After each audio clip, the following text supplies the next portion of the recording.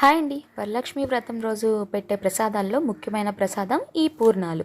ఈ పూర్ణాలు వేడివేడిగా ఉన్నప్పుడు అలా కొంచెం హోల్ చేసుకొని అందులో నెయ్యి వేసుకొని తింటుంటే సూపర్ ఉంటుంది కదా. మీలో ఎంతమందికి ఈ పూర్ణాలు ఇష్టం? పూర్ణాలు పర్ఫెక్ట్గా ఎలా చేసుకోవాలో బిగినర్స్ అయినా సరే ఈ వీడియోలో షార్ట్ అండ్ స్వీట్గా చూపించేస్తాను, చూసేయండి.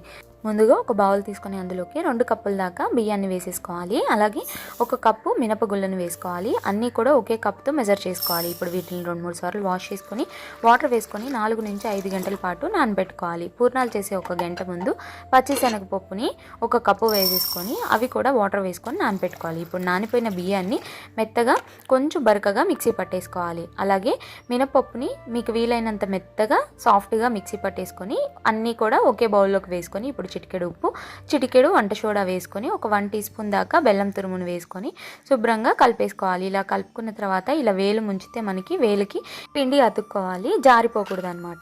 ఇప్పుడు ఈ పిండిని పక్కన పెట్టుకొని నానిపోయిన పచ్చిశనగపప్పుని కుక్కర్ గిన్నెలోకి వేసుకొని 1 కప్పు దాకా నీళ్లు వేసుకొని మూత పెట్టేసుకొని మీడియం ఫ్లేమ్లో 2 విజిల్స్ రానివ్వాలి. 2 విజిల్స్ వచ్చాక పప్పు గుత్తితో ఇలా స్మాష్ చేసేసుకోవాలి.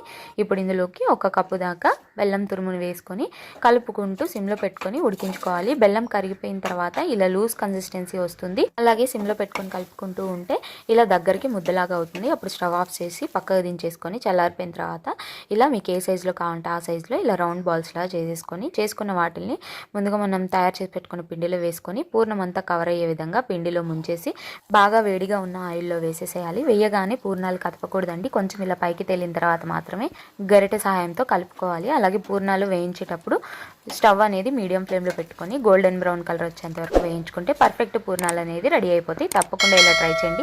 మీకు కూడా పర్ఫెక్ట్గా వస్తాయి. నచ్చితే లైక్ చేయండి, షేర్ చేయండి, సబ్స్క్రైబ్ చేయండి. బాయ్ బంగారు కొండలు.